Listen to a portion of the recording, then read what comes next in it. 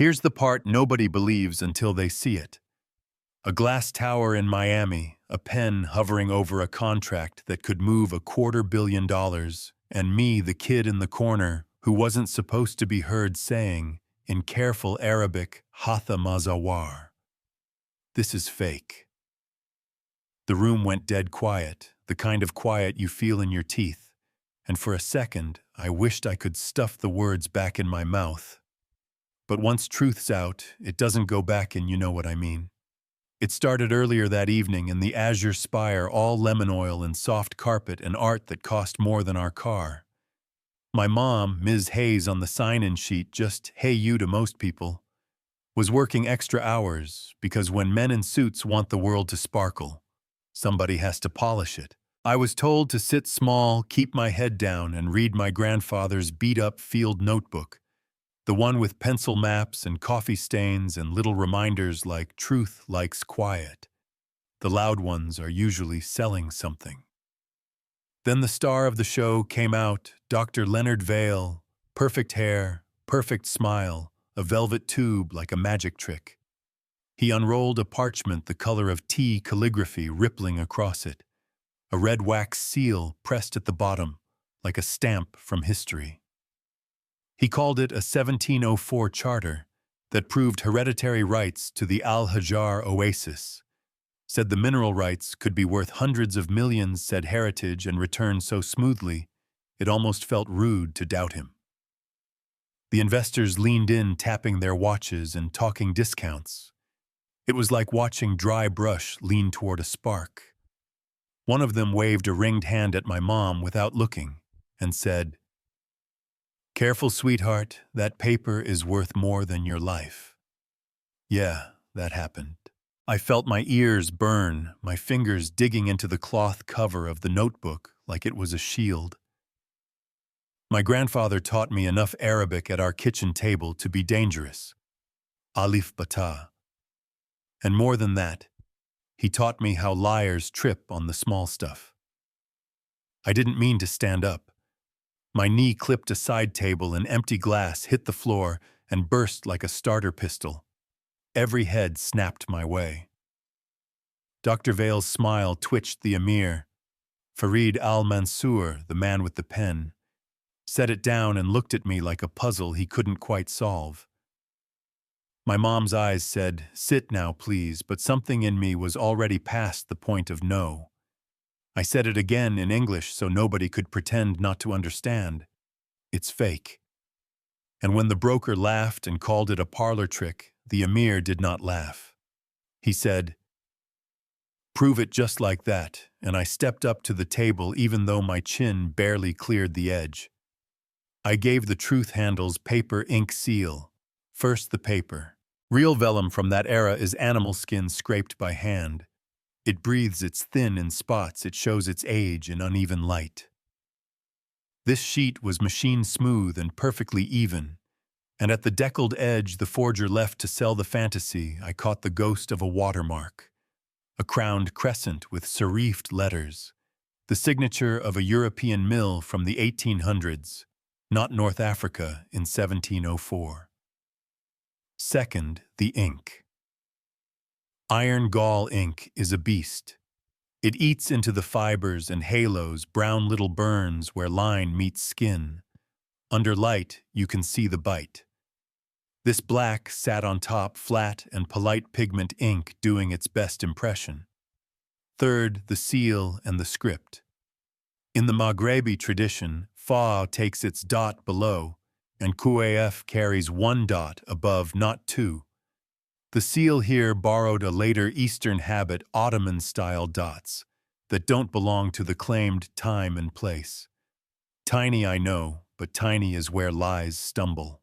The emir asked for a magnifier, heavy brass, the kind that makes a polite scrape when it meets wood, and leaned over the parchment while I traced the letters in air without touching, because even when you're sure you respect the object. He listened. Then he called someone who mattered. 10 minutes later, a screen rolled in, and Professor Nadia Gobashi appeared with a wall of books behind her and a voice like a tuned instrument. Kareem, the advisor, angled a camera over the parchment, and I walked her through what I saw. She didn't smile. She didn't need to. She just said, "The child is correct," and backed it with the same 3 pillars, and one extra that crowned crescent watermark matched a Lyon mill that didn't exist until a century later. The room changed weather. Security stepped to the edges. The men who had been leaning in pulled back like the table had grown teeth. Dr. Voyle tried to cash in his reputation. "Nadia, you know me." And she answered, "I do. That's why I'm choosing my words carefully." The emir bowed to me. Not a joke, not a stunt, just enough to make every man in that room understand the order of things had shifted. And he said to my mom, "Ms. Hayes, your daughter saved me from myself." Then he took us downstairs, 3 levels, into quiet to his private archive. Warm lamplight, dark shelves, the smell of leather and dust, more holy than fancy. He asked what he could give us. Money, a scholarship, a house. And I looked at my mom because I know what money does when you don't have it. But the part of me that spoke upstairs wasn't asking for cash. It wanted rooms like this, and time, and a chance to learn. So I said it. I wanted to study to help to separate what's beautiful, because it's true, from what's beautiful, because someone glued a story to it. And then I made my second mistake.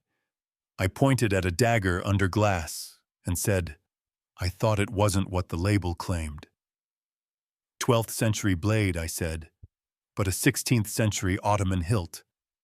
A marriage, not a birth. My mom's eyes went wide. The emir went very still.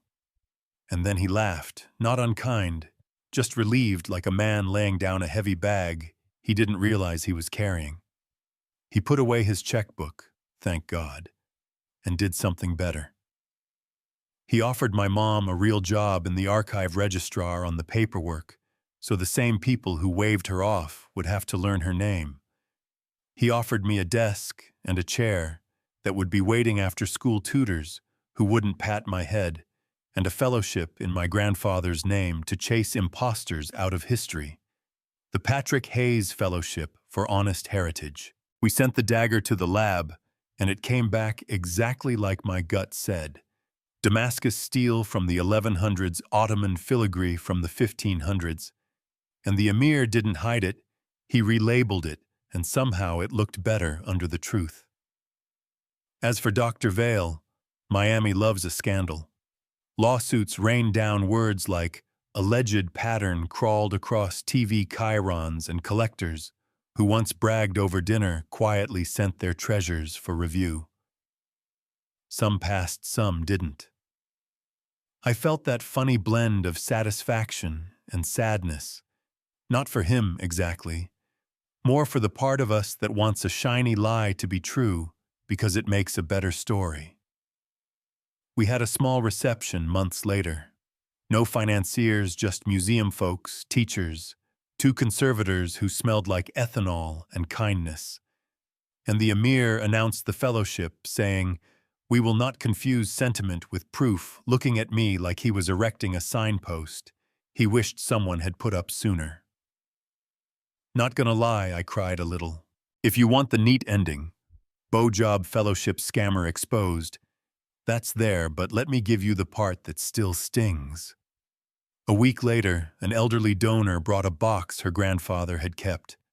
Letters tied with ribbon, a silver seal, a family story that trembled when she touched it. 2 letters were real. 1 wasn't. Wrong watermark, a spelling shift that didn't exist yet. When I told her, she said, "So you're calling my grandfather a liar," and I wanted to soften it so badly.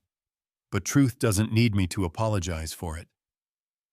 I said I'm saying someone lied to him, or he wanted it so much he didn't look. We can still love him. We just tell the story right. She left without the box. I stood there and hated that I liked clean lines. Hated that honesty sometimes feels like a sharp edge when people need a rounded corner. And still, that's the work. The vault got louder with real work. The emir kept his promise even when the truth nicked his own myths. We keep learning. We keep being wrong. We keep choosing not to stay wrong. Somewhere out there, men like Vale are still selling stories, and as long as vanity exists, there will be a market. But that night in the glass tower, I was the smallest voice, and I said the thing that needed saying.